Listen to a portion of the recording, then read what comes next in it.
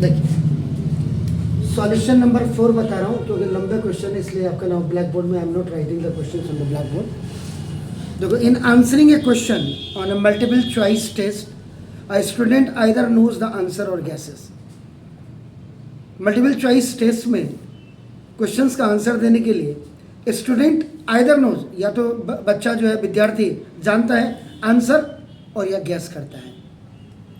Now let 3/4 be the probability that he knows the answer and 1/4 be the probability that he guesses. 3/4 तो वो है जबकि बच्चा उसका आंसर जानता है, और 1/4 जब है जो वो गैस करता है.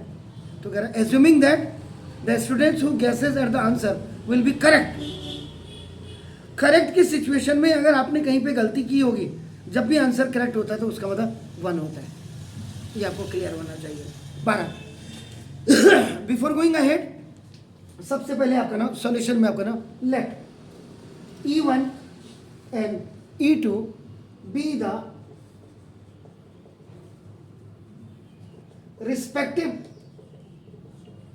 events that the student knows the answer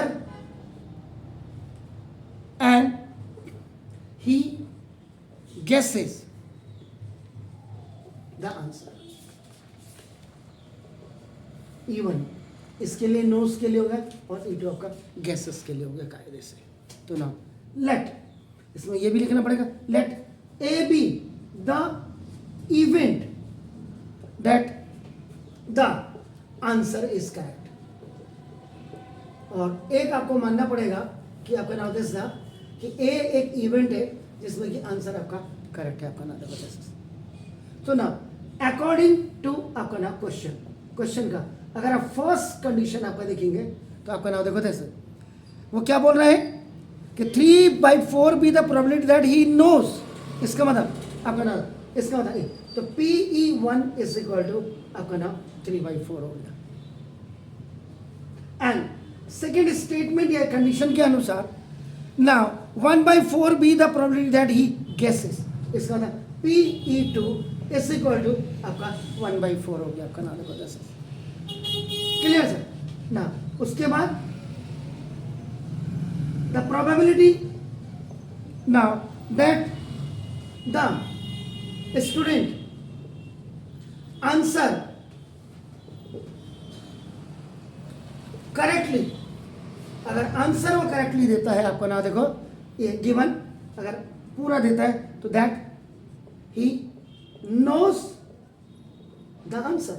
इसका मतलब भाई करेक्ट तो वही लिखेगा ना जिसको उसका आंसर पता होगा. तो ये आंसर उस समय आपका क्या हो जाएगा, करेक्ट 1 हो जाएगा.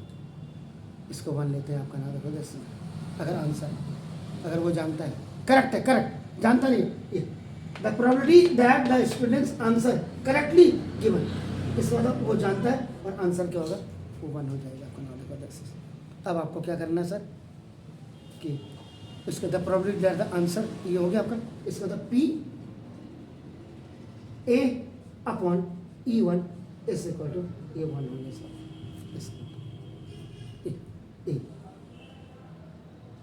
अपने A with the event that the answer is correct. आपका नाम और E1 में चॉइस क्या है, स्टूडेंट नोज द आंसर तभी देगा. आपका नाम देखो दिस ये हो गया. अब आपका दिस. उसके बाद probability that the student answer. अब आपने क्या बोला करेक्टली गिवन है. आपका नाम देखो जैसे तो आंसर करेक्टली गिवन, ये तो ठीक है. लेकिन उसके बाद क्या लिखा उसने देखो ना आपका दैट ही गेस्ड. अब उसने गेस कर दिया. आपका नाम देखो जैसे GUESS. तो उस समय आपका क्या ये क्या हो जाएगा इस 1/, दिया हुआ sir will be correct with probability 1/4. आपका नाम देखो लिखा सर. इसका मतलब ये क्या होगा P A upon E2 is equal to 1/4 हो जाएगा सर. आपका नाम देखो. अब तो निकाल लेंगे सर.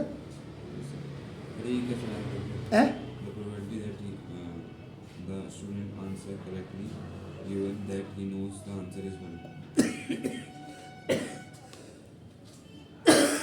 आप जरा 10th का याद करिएगा, प्रोबेबिलिटी ऑफ इवेंट्स और probability of not events is equal आपका क्या होता था? आंसर जब आपका करेक्ट होगा, आप सही हैं, इसका मतलब क्वेश्चन आपका बिल्कुल परफेक्ट है, तो 1 आपका एलोटेड हो गया। आंसर वो अगर इसने आपने डेप्थ में नहीं गए होंगे वहाँ होगा। कभी भी कोई चीज़ आपका करेक्ट अगर आप बोलते हैं तो वो 1 माना जाता है। जैसे परसेंटेज निकालते हैं 100, तो 100% क्या परसेंट 100 माना जाता है। ऐसे क्वेश्चन का आंसर भी आपका उसको परफेक्ट 1 माना जाएगा। ये आपको पता होना चाहिए। अब आपका क्या हो जाएगा? The probability that the student knows the answer, ये answer given that he answered it correctly is ये given by, ये उल्टा हो जाता PE1/A, PE1 ये G नहीं है, PE1/A, तो बाय यूजिंग। अब यहाँ आप लगाएंगे सर ये जो आप जो पढ़ रहे हैं this the Bayes theorem, Bayes theorem क्या बोलेगा? अब आपका देखो ना, PE1/A equal to PE1 into PA/E1 upon PE1 आपका इंटू PA/E1 और आपका ना देखो प्लस PE2 और इंटू A/E2 ये हो जाएगा सर। ये बायस थ्योरम अब ये लगेगी आपका ना देखो 10, तो ना दे सर PE1/A निकाल दिया सर आपने।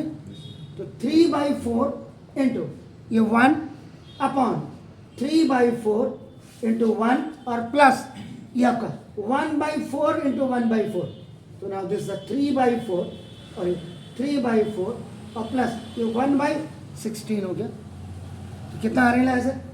12 जी 12/30 ये था। तो ये मेन आपका ना ये सारी ट्रांजेक्शन्स आपको करनी आएगी तभी आप कर पाओगे। आप लोग कर लोगे, ऐसा कुछ नहीं है। ये तो उनके लिए जो खाली घरों में बैठे हुए हैं और पास होने की प्रक्रिया से बस। क्वेश्चन का मतलब है कि first you read the question, then understand the question, और फिर उसके बाद कि उसमें दिया क्या, what is given, what you have to find out, आपको निकालना क्या है, and which required formula you have to use there, आपका आराम से आ जाएगा। सो बिल्कुल नेक्स्ट करिएगा। So nice, beautiful sir.